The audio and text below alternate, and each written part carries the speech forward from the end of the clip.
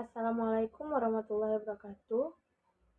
Hai, perkenalkan nama saya Rahmalia Sapitri dengan NIM 210304245 dari kelas 4 reguler A MGT 5.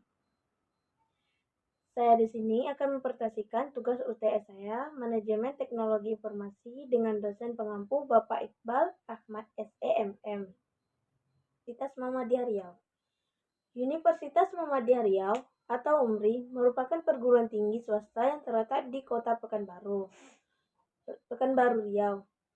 Prodi Manajemen merupakan salah satu program studi yang tersedia di UMRI dan menjadi salah satu program studi yang diminati oleh para calon mahasiswa. Prodi Manajemen di Universitas Muhammadiyah Riau merupakan pilihan tepat bagi saya yang memiliki minat dan bakat dalam bidang manajemen.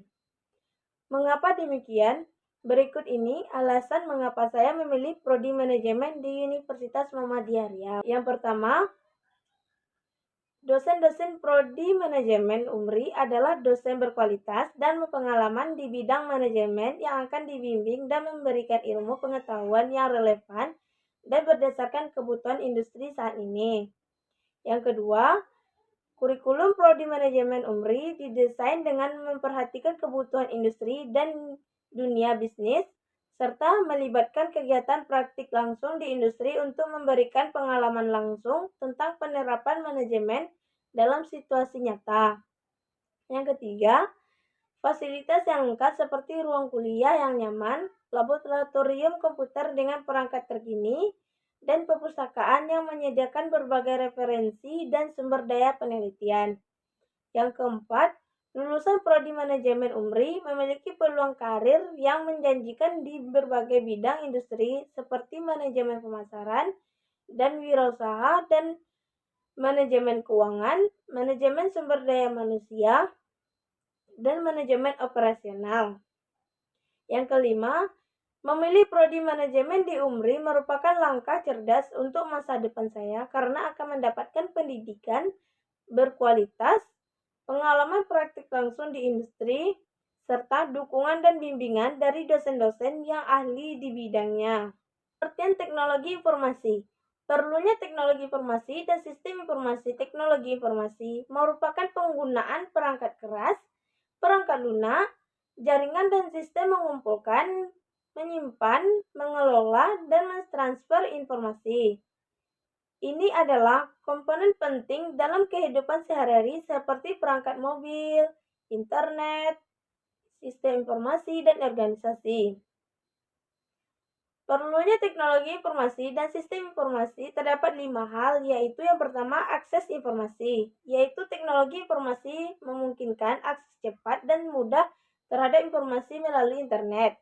Hal ini mungkin pencarian informasi dalam hitungan detik dan memperluas jangkauan pengetahuan, berita terkini, dan informasi bisnis. Yang kedua, komunikasi global, yaitu teknologi informasi memfasilitasi komunikasi akses, informasi dalam melalui email, media sosial, dan aplikasi pesan instan. Ini memungkinkan orang-orang dari berbagai belahan dunia untuk terhubung dan berinteraksi secara efisien. Yang ketiga, dalam dunia bisnis dan organisasi, teknologi informasi memainkan peran krusial. Sistem informasi efisien dan handal diperlukan untuk menjalankan operasional bisnis yang akses. Teknologi informasi membantu dalam mengelola data, analisis, pengambilan keputusan, dan mengoptimalkan proses bisnis. Yang keempat, efisiensi dan produktivitas, yaitu dengan menggunakan teknologi informasi yang tepat, perusahaan dapat meningkatkan efisiensi dan produktivitas mereka. Automatisasi dan interaksi sistem informasi membantu mengurangi waktu dan upaya yang diperlukan dalam tugas-tugas bisnis sehari-hari. Yang kelima, keamanan informasi, yaitu teknologi informasi juga berperan penting dalam meningkatkan keamanan informasi melalui mengembangkan kebijakan keamanan informasi, perlindungan data, dan deteksi serangan siber. Teknologi informasi membantu melindungi informasi sensitif dan menjaga privasi pengguna. perangkat keras komputer atau hardware, dan perangkat lunak komputer atau software. Perangkat keras komputer adalah semua bagian fisik yang dapat kita lihat dan sentuh pada sebuah komputer. Beberapa contoh perangkat keras komputer termasuk CPU, monitor, keyboard, mouse, dan printer. Perangkat lunak komputer adalah program atau instruksi yang memberitahu komputer apa seharusnya dilakukan. Tanpa perangkat lunak, perangkat keras tidak akan dapat berfungsi. Salah satu jenis perangkat lunak yang paling penting adalah sistem operasi.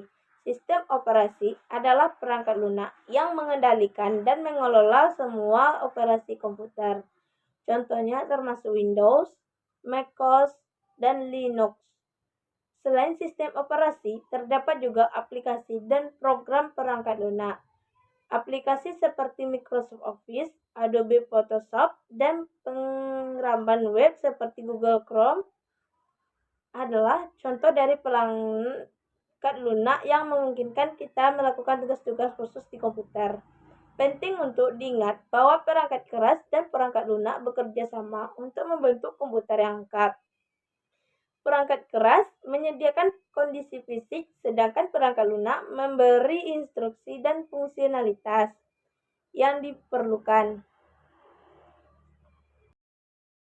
Pengambilan keputusan di level manajemen dan sistem penunjang keputusan. Pengambilan keputusan di level manajemen yaitu pengambilan keputusan di level merupakan salah satu aspek kritis dalam menjalankan sebuah organisasi. Para manajer bertanggung jawab untuk mengambil keputusan strategis yang akan mempengaruhi arah dan tujuan perusahaan. Selanjutnya, pentingnya pengambilan keputusan yang efektif, yaitu pengambilan keputusan yang efektif di level manajemen adalah kunci untuk mencapai kesuksesan organisasi. Keputusan yang baik dapat membantu meningkatkan produktivitas, efisiensi, dan keuntungan perusahaan.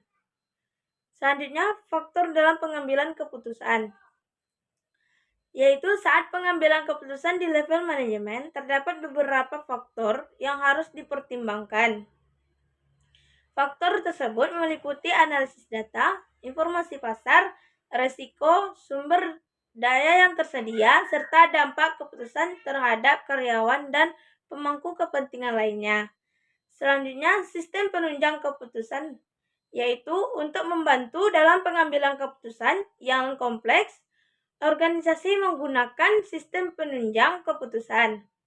Sistem penunjang keputusan adalah alat dan teknologi yang membantu para manajer dalam mengumpulkan, menganalisis, dan memproses informasi yang relevan untuk pengambilan keputusan yang lebih baik. Selanjutnya, komponen sistem penunjang keputusan, yaitu sistem penunjang keputusan terdiri dari beberapa komponen. Yang pertama, ada pengumpulan data dan informasi yang diperlukan. Kemudian ada analisis data menggunakan teknik dan model yang sesuai. Terakhir, hasil analisis tersebut digunakan sebagai dasar untuk pengambilan keputusan yang informasional dan rasional. Selanjutnya, keuntungan sistem penunjang keputusan. Sistem penunjang keputusan memberikan beberapa keuntungan bagi manajer. Pertama, mereka mempercepat proses pengumpulan dan analisis data, sehingga memungkinkan pengambilan keputusan yang lebih cepat. Selain itu, sistem ini membantu mengurangi kesalahan manusia dan meningkatkan akurasi keputusan. Interaksi dengan sistem manajemen. Penting untuk dicatat bahwa sistem penunjang keputusan juga dapat interaksi dengan sistem manajemen yang ada di perusahaan, seperti sistem informasi manajemen. Hal ini memungkinkan pengambilan keputusannya lebih terkoordinasi dan memastikan informasi yang akurat dan terkini. Selanjutnya, pengertian data, pengertian informasi, dan pengertian pengetahuan, dan pengorganisasian data dan informasi. Yang pertama, pengertian data. Data adalah kumpulan fakta mentah atau angka-angka yang tidak memiliki makna yang jelas. Data merupakan representasi mentah dari kenyataan dan dapat berupa simbol, angka, teks, atau gambar. Selanjutnya, pengertian informasi. Informasi adalah data yang telah diolah dan diberi makna. Informasi memberikan konteks dan pemahaman tentang data. Informasi memberikan nilai tambah dengan mengaitkan data dengan konteks dan menghasilkan pemahaman yang lebih mendalam. Pengertian pengetahuan. Pengetahuan adalah tingkat pemahaman yang lebih tinggi yang diperoleh melalui interpretasi dan analisis informasi. Pengetahuan melibatkan pemahaman yang lebih dalam, konsep, hubungan, dan pengalaman yang berarti. Selanjutnya, pentingnya pengorganisasian data dan informasi. Pengorganisasian data dan informasi sangat penting untuk mengelola dan memahami informasi secara efektif. Tanpa pengorganisasian yang baik, data dan informasi dapat menjadi kacau dan sulit diakses. Pengorganisasian memungkinkan kita untuk mengidentifikasi pola, hubungan, dan tren yang dapat mendukung pengambilan keputusan yang lebih baik. Cara pengorganisasian data. Ada beberapa cara untuk mengorganisasikan data. Salah satunya adalah dengan menggunakan struktur database yang terorganisir secara hierarkis atau relasional. Struktur ini memungkinkan data untuk diakses, dimanipulasi, dan dianalisis dengan lebih mudah dan efisien. Cara pengorganisasian informasi. Pengorganisasian informasi melibatkan mengelompokkan pengurutan dan mengklasifikasikan informasi yang relevan. Ini dapat dilakukan melalui penggunaan sistem tanda, direktori, atau kategori yang logis dan terstruktur. Selanjutnya, pengguna teknologi dalam pengorganisasian data dan informasi. Teknologi informasi seperti sistem manajemen berbasis data dan perangkat lunak manajemen informasi dapat digunakan untuk mengorganisasikan data dan informasi dengan lebih efisien. Sistem ini memungkinkan pencarian, penyimpanan, dan pemrosesan informasi secara efektif.